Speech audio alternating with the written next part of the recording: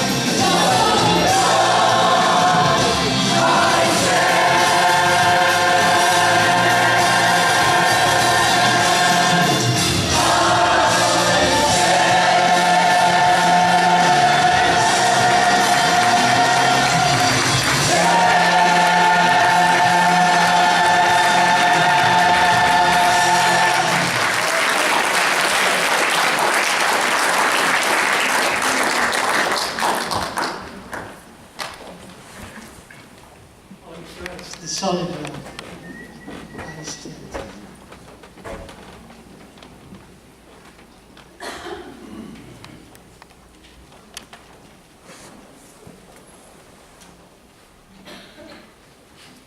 It's now time for us to bring our Operation Child Christmas boxes.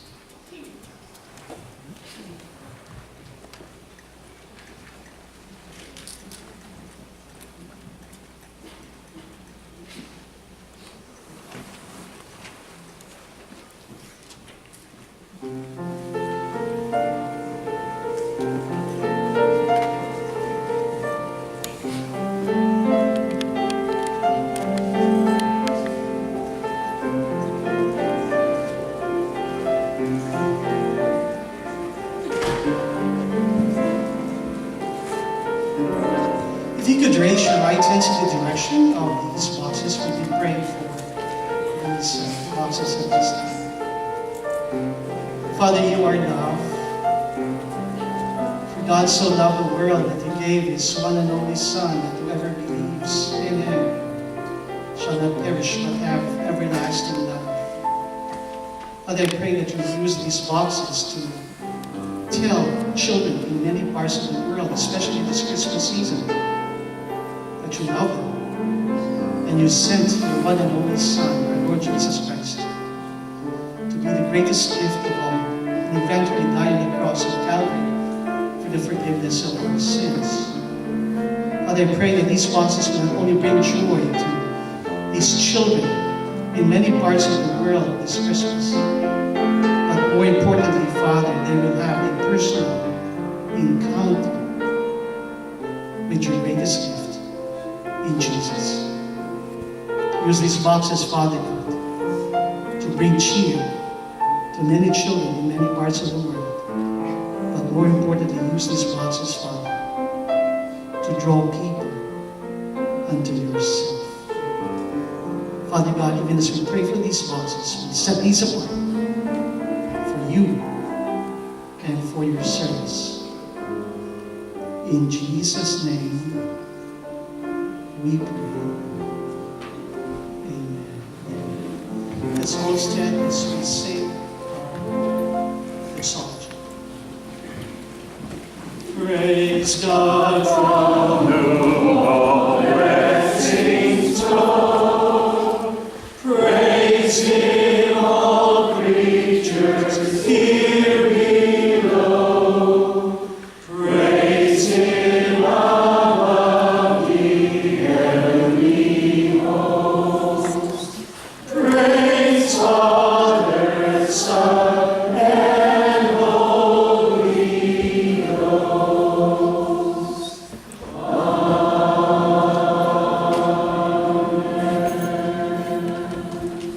Congregation, you may be seated.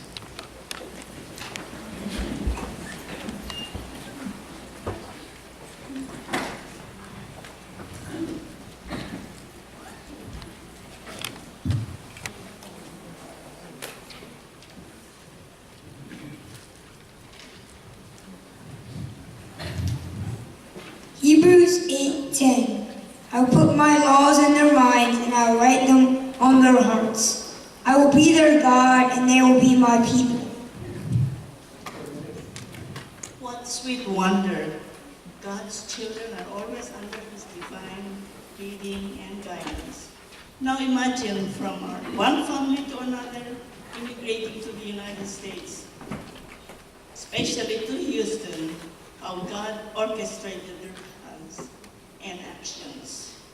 In the 1970s, there was no Filipino evangelical congregation except for an international Sunday school class at Royce Temple Baptist Church, started by Filipino nurses working at the Texas Medical Center. It took a lot of prompting by the UBA, that's Union Baptist Association, church consultant, Dr. Vicente Co, for us to start a Filipino church.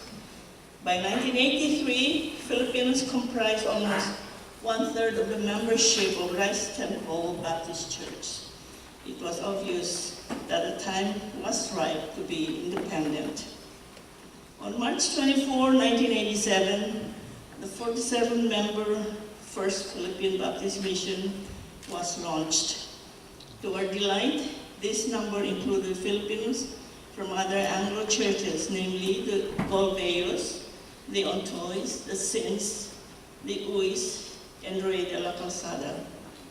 Reverend Valley Baptist Church hosted the mission, and we called Dr. Tomas Calisterio to be our pastor. We steadily grew as Pastor Tom reached out to non-Filipino evangelicals in the area. We drafted our church constitution in 1988, and in November 1988, 28 years ago, the First Philippine Baptist Church of Houston was formed. As in the case of new Christians, Satan's discouragement was prevalent in our first year as a church. Some charter members left due to differences of opinions concerning the leadership structure. Some members were forced to move away due to work. And dear friends like Betty Mercado Maalat and Rey de la Calzada were called home to be with the Lord. It never seemed like we would never have enough money to own property located centrally to our families. We even felt so low as to cancel prayer meeting. The voices returned accusing Filipinos of never being able to run a successful church in Houston. Not until we accepted this fact did our church turn around. We are, you see, no church led by men or women, Filipinos or otherwise, can last. Only churches led by God will. Psalm 127:1. Unless the Lord builds a house, its builders labor in vain. Unless the Lord watches over the city, watchmen stand guard in vain.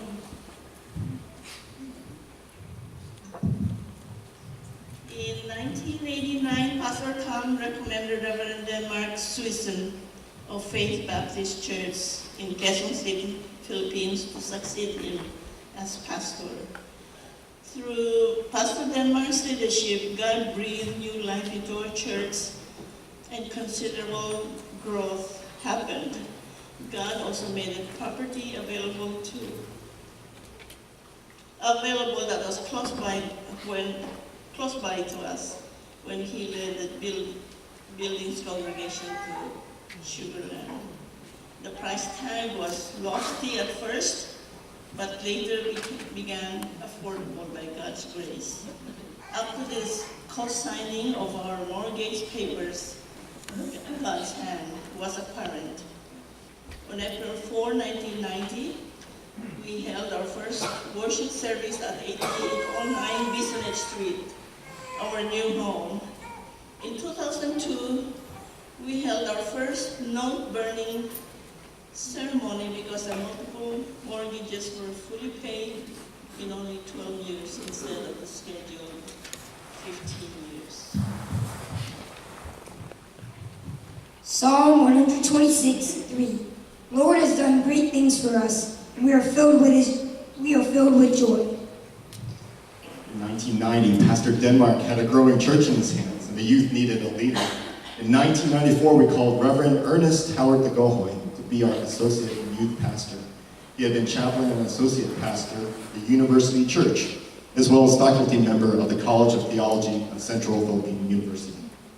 When he left the Philippines, he was newly married to Dr. Cecil Gonzalez de Gohoy, who was a practicing internist at the Iloilo Mission Hospital. Cecil joined him in Houston 6 long months later. 1997 was a big year for Pastor D because the senior pastor mantle was passed to him when Pastor Denmark moved on to another ministry assignment. Additionally, Faith Alexin became the first pastor's kid to be born into the church. In 1998, Brother O.J. Guerrero answered the call from within our congregation to be Pastor D's co-worker. A physical therapist by occupation, he had accepted Jesus Christ following our church's Christmas cantata in 1991. After completing his advanced degree in biblical studies, he was formally ordained as our associate pastor. In 2003, God called Pastor OJ, Carol Fortune Guerrero, and their 2 children, TJ and JJ, to minister in Colorado Springs. While God was calling Pastor OJ out, God was also calling Pastor Rick Del Rosario in. He accepted a part-time position as our youth pastor. Soon after, he resigned as a high school science teacher to become our full-time youth pastor. He married Emily Barger Del Rosario, and they are blessed with 2 pastor kids of their own, Tice and Elise. In 2006, we accepted God's plan for giving us a new home. We sold our church building, and on May 31st, 2009, we dedicated the new First Philippine Baptist Church. In 2013, God put our church on a journey